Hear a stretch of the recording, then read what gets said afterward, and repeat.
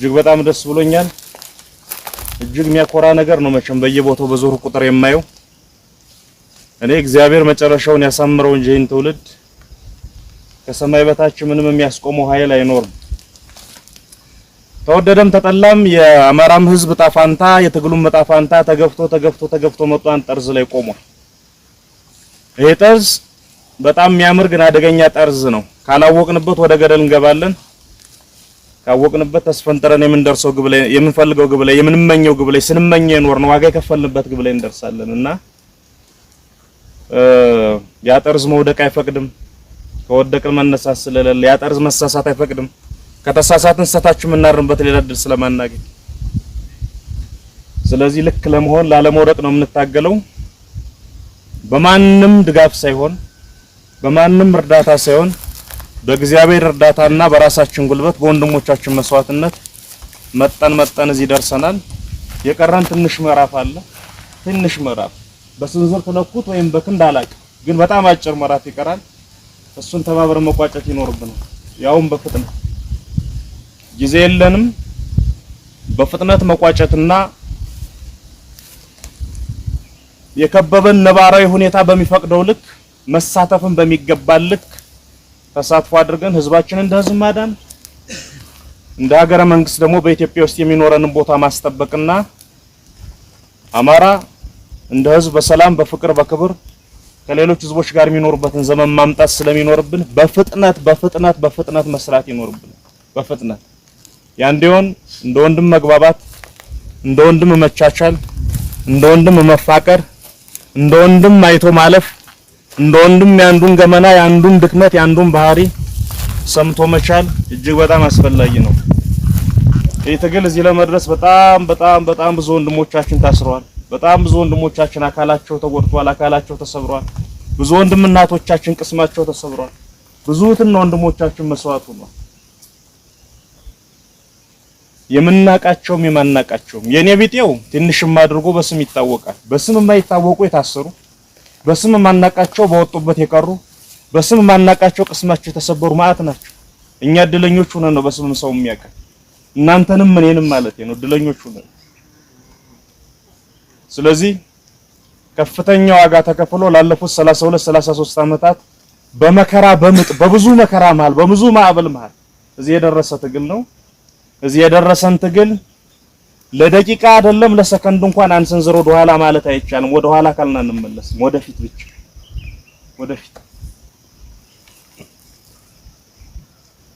ወደፊት ተጉዘን ወደፊት ፈጥነን ወደፊት በርትተን ወደፊት ጸንተን የቀረችው ምዕራፍ መቋጨትና የድል ችቦችን መጨበጥ አስፈላጊ ነው። እሱን በቅርብ ማድረግ ይጠበቅብናል። ጠላት እየደከመ ነው።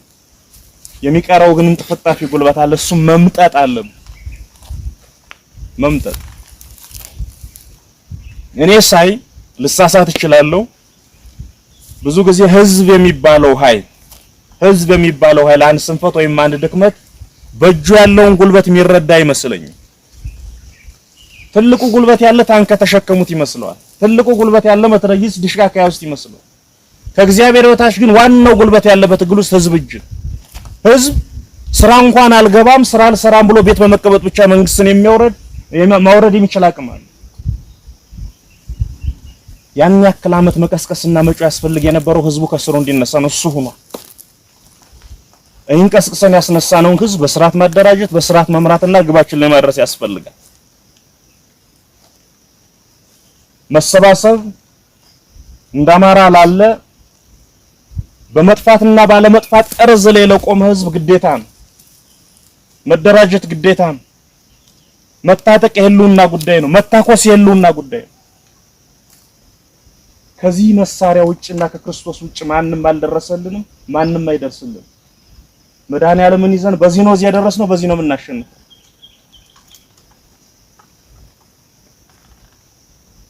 መሰባሰብ ሁሉ በረከቶች አሉት። ስትሰባሰብ ትመክራለህ፣ ስትሰባሰብ ትተጋገዛለህ፣ ስትሰባሰብ መከራውንም ጸጋውንም ትካፈላለህ። መሰባሰብ ግን መቻቻል ይጠይቃል። መሰባሰብ መከባበር ይጠይቃል። መቼም የተፈጥሮ ስራ ድንቅ ነውና ሁላችን እንደመልካችን ባህሪ የተለያየ ነው። ያን የተለያየ ባህሪ ሰብስቦ አርቆ ለአንድ ዓላማ ማሰለፍ ይጠይቃል። ሁላችንም ተመሪዎች አይደለንም፣ መሪዎች ነን። ይሄንም ያህል አንድ ሽጥፍ ብትጨምር የአማራ ሕዝብ በብቃት ለመምራት ገና ትንሽ ነው የሚሆነው ቁጥር። መሸከም መቻል አለብን እምላችሁ። ለዛ እዚህም እዛም በዚህ ትግል ውስጥ ባለች ትንሽ ተሞክሮ የሚጎልን ነገር ጓደኛችን መሸከም ነው። የሚጎልን ነገር በሙሉ ልብ ሰው ልጅ መውደድና ጓደኛችን ማፍቀር ነው። የሚጎልን ነገር ቅንነት ነው። ቅንነት ባያሌው ነጥፋል ውስጣችን። በተፈጥሮ ቅኖች ሆነን ነው የምንወለደው፣ በተፈጥሮ በጎች ሆነን ነው የምንወለደው። ግን በአንድ በሌላ ምክንያት አስተዳደጋችን ይሰልበንና ከቅንነቱ ይልቅ ክፋቱ አይሎ ይወጣብናል። ያን የተፈጥሮ ጸጋ፣ ያን ቅንነት፣ ያን ውብ ተፈጥሮ ቆፍረን አውጥተን ለሌሎቻችን፣ ለጓዶቻችን፣ ለሌሎቻችን መለገስ መለጋገስ ይኖርብናል። እዚህ ደርሰናል። የሚቀረን አጭር ምዕራፍ ነው። ይሄን ምዕራፍ ደግሜ እለዋለሁ፣ በፍጥነት መጨረስ አለብን። በፍጥነት መቋጨት አለብን። በኢትዮጵያ ውስጥ ብቻ አይደለም፣ በአጠቃላይ በምስራቅ አፍሪካ ቀጠና ብዙ ነገሮች በፍጥነት እየተለዋወጡ ነው ያሉ። በጣም በፍጥነት ማጠናቀቅ የሚገባንን የቤት ስራ አጠናቀን ቶሎ የጨዋታው አካል ካልሆን፣ ቶሎ ሜዳ ውስጥ በሙሉ ቁመና በሙሉ መለዮ ካልተገኘን በስተቀር አደገኛ ነው የሚሆነው። ብትቀመጥ የሚተው ሁኔታ አይደለም የሚመጣ። ወይ ታገለ ተተርፋለህ ወይ ተጠፋለህ። አለቀ። መውጫ የለው፣ ማምለጫ የለው። ይሄ ጌጥ ትግል አይደለም ያዝም። አማራ በኢኮኖሚ በደም ተጠቃሚ ስላልሆነ ተጠቃሚ እንዲሆን እንታገላለን ብለን አይደለም ትግል የጀመረው። እሱማ ቅንጦት ሆነ እኮ። በኢኮኖሚ የደረሰብን መገለል፣ በፖለቲካ የደረሰብን መገለል ወዘተ ወዘተ የቅንጦት ጉዳይ ሆነ። የመኖርና ያለመኖር ጉዳይ ነው። ትግል ውስጥ የጨመረ ወይ ታግለ በጉልበት ትተርፋለህ ክርስቶስን ይዘህ፣ ወይ ትጠፋለህ። ወይ ተንበርክከህ ትታረዳለህ፣ ወይ ቁመህ ትገጥማለህ። ቁመህ ከገጠም ወይ ታሸንፋለህ። ብትሸነፍ እንኳን የክብር ሽንፈት ነው የምትሸነፍ።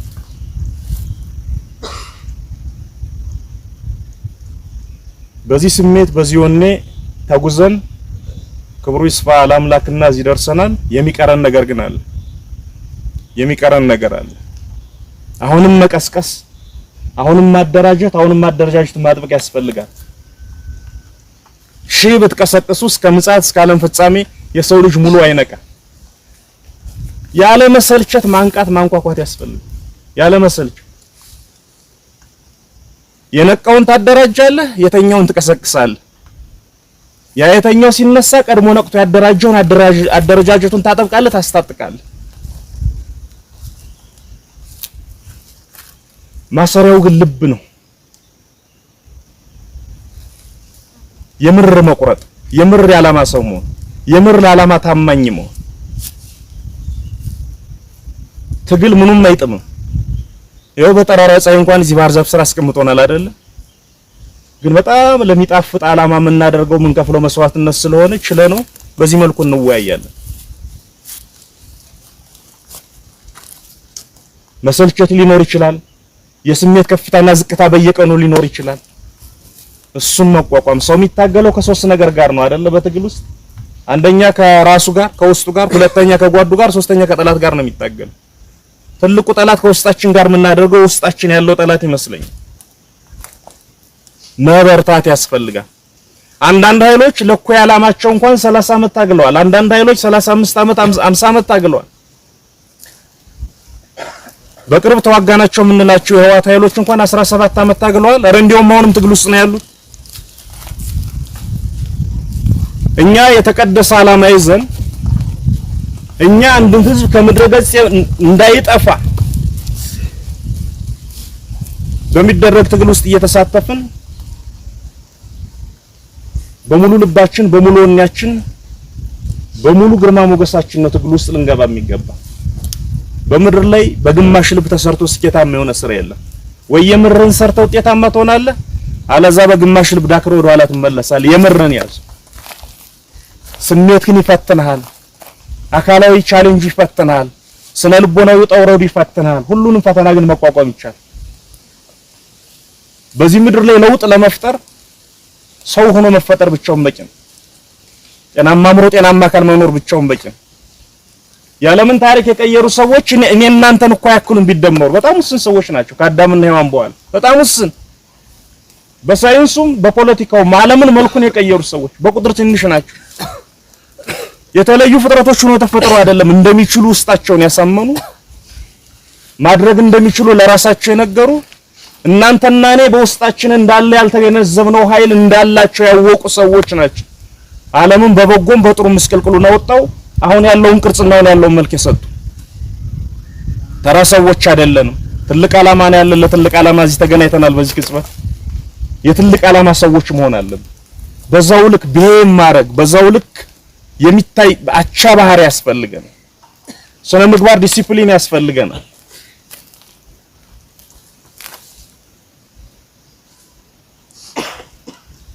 ከአንድ መንግስት ወይም ከአንድ ስርዓት ወደ ሌላ ስርዓት የሚደረግ ሽግግር መጋጠሚያ ላይ ብቻ አይደለም ያለ ነው። ከአንድ ትውልድ ወደ ሌላ ትውልድ የሚደረግ ቅብብሎሽ ምዕራፍ ላይ ጭምር ነው ያለ ነው። በጣም ጥንቃቄ፣ በጣም ወደ ሰፊነት፣ በጣም ማስተዋል የሚጠይቅ ምዕራፍ ላይ ነው ያለ።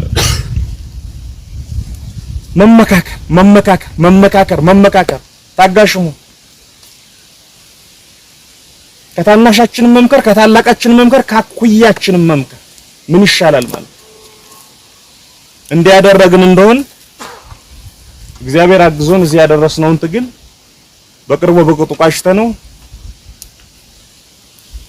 ይሄ አሳረኛ ይመከረኛ ህዝብ ያ አሳረኛ አርፎ የማያውቅ ባንዲራ የሚያርፉበት ዘመን ይመጣል ማለት ነው።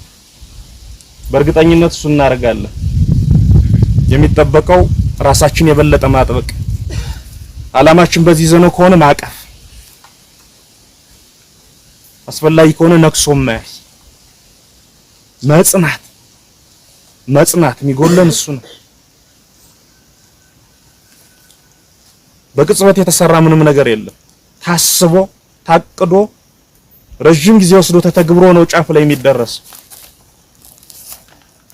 እንዳልኋችሁ የትግል ከባድ ነው። በተለምዶ እንደሚባለው የትግል በጣም መራር ነው። ትናንት አብሮ የነበረ ጓድህን ታጣለህ።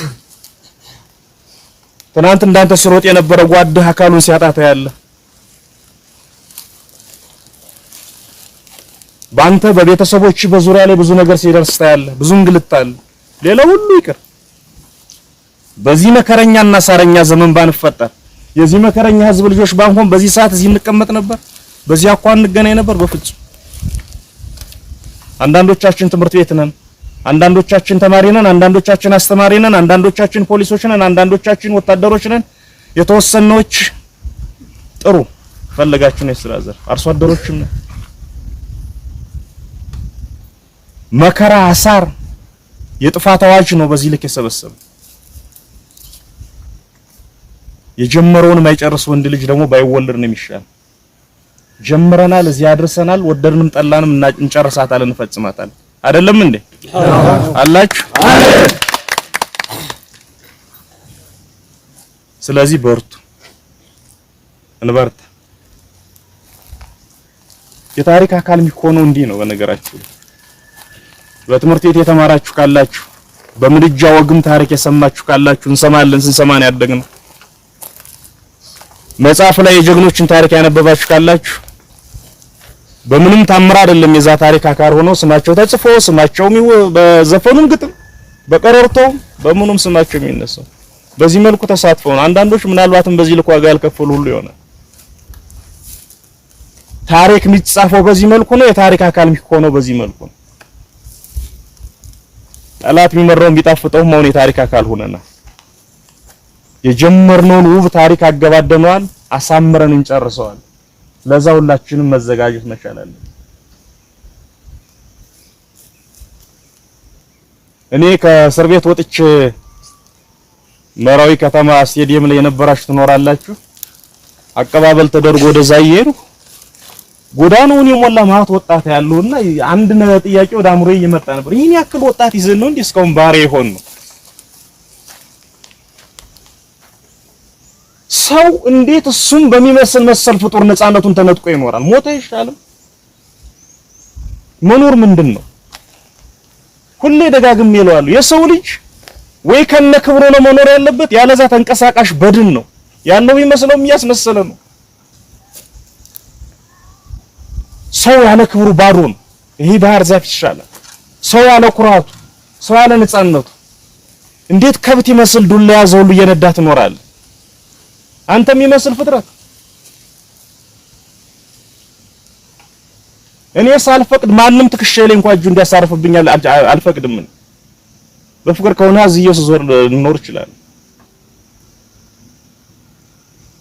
ይህን የመሰለ ትውልድ ይዞ ይህን የመሰለ ወጣት ይዞ ይህን የመሰለ ልጅ ወልዶ የአማራ ሕዝብ እንዴት በየተገኘበት ይገደላል? እንዴት በዚህ ልክ ይዋረዳል? ያን የሚቀለብስና ያን የውርደት ታሪክ ሽሮ በቦታው የክብር ሐውልት የሚያቆም ትግል ነው የጀመርነው። እዚያ ደርሰናል፣ እንቋጨዋለን። አይደለም እንዴ? አዎ። ለሱ መዘጋጀት አለብን።